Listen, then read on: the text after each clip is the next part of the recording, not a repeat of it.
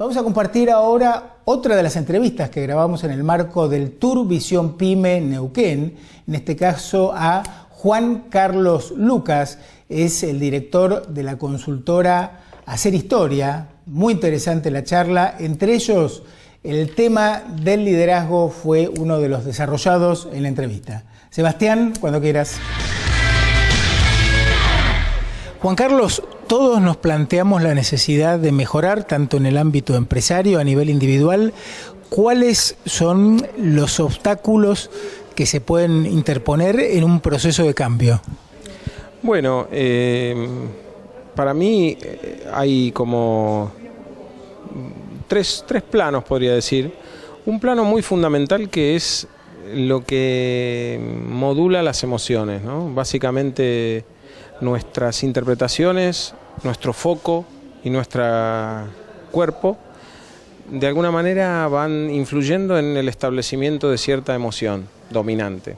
Y la emoción tiene un impacto muy grande en lo que es posible. O sea, de alguna manera podríamos decir que la emoción define el campo de posibilidades, ¿no? Alguien que está resignado, hay cosas que no hace. Alguien que está enojado, hay cosas que no puede hacer.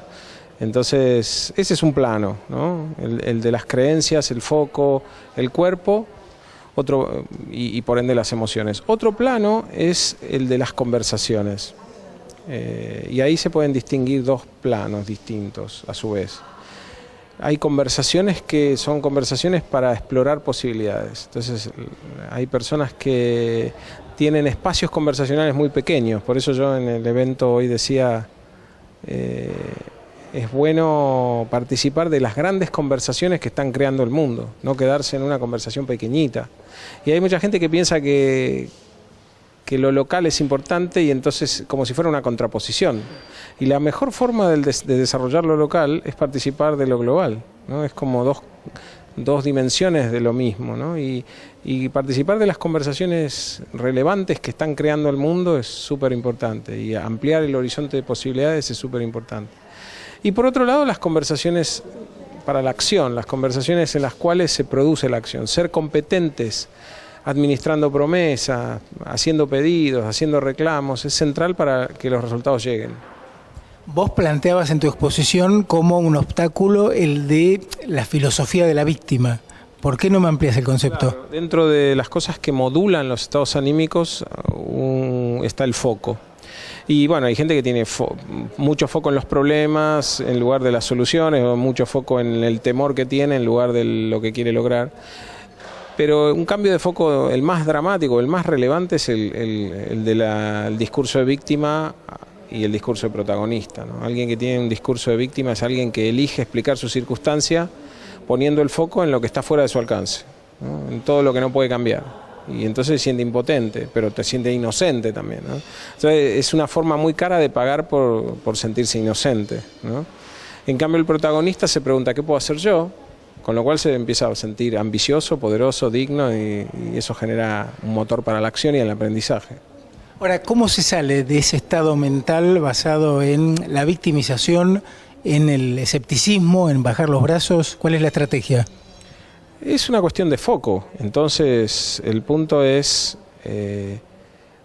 para la gente, es darse cuenta de lo pernicioso que es para sí mismos. Ese mecanismo de alivio del temor o de alivio de la responsabilidad se paga muy caro. Entonces, cuando empiezan a ver que ese foco a la larga es un salvavidas de plomo, ¿no? Es decir, soy inocente, la culpa es de otro, termina siendo un salvavidas de plomo. Cuando la gente se da cuenta, cambia, porque se da cuenta que invierte muchas horas de su día en hacer teorías sobre la imposibilidad, explicar por qué no se puede, y que también es muy costoso. Sí, está bien, no se siente culpable de nada, pero se frustra enormemente. Entonces, y si el mundo se vuelve chiquitito, porque siempre los que pueden hacer cambios son los demás, no puede cambiar nada. Entonces, cuando lo descubren, cuando se toma conciencia de eso, el impacto es muy grande, ¿no? A mí me gusta, y a la gente le resulta impactante expresado así: darnos cuenta que podemos elegir de qué conversaciones participar, y que eligiendo las conversaciones cuidamos nuestros estados de ánimo y por ende nuestro combustible para hacer cosas. Vos cuando hablas de conversaciones te referís tanto a conversaciones intrapersonales, es decir, con nosotros mismos, como con los demás. Sí, totalmente. Lo que pasa es que esa es una conversación o un análisis más profundo, pero en última instancia nada de lo que hagamos lo hacemos si no tenemos una conversación, incluso las decisiones personales, porque hay una conversación con nosotros mismos, hay una declaración interna, voy a hacer esto, no sé, voy a empezar la dieta, ¿no? Si yo no tengo esa conversación, la acción no se produce. En función de tu experiencia profesional como coach, como capacitador, ¿cuáles son algunos de los problemas más frecuentes que identificás en las pymes?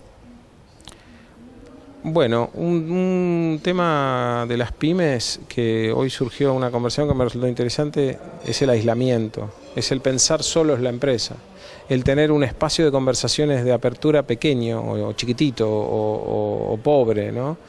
No porque la empresa no tenga éxito, sino porque puede tener éxito, pero en algún punto está aislada.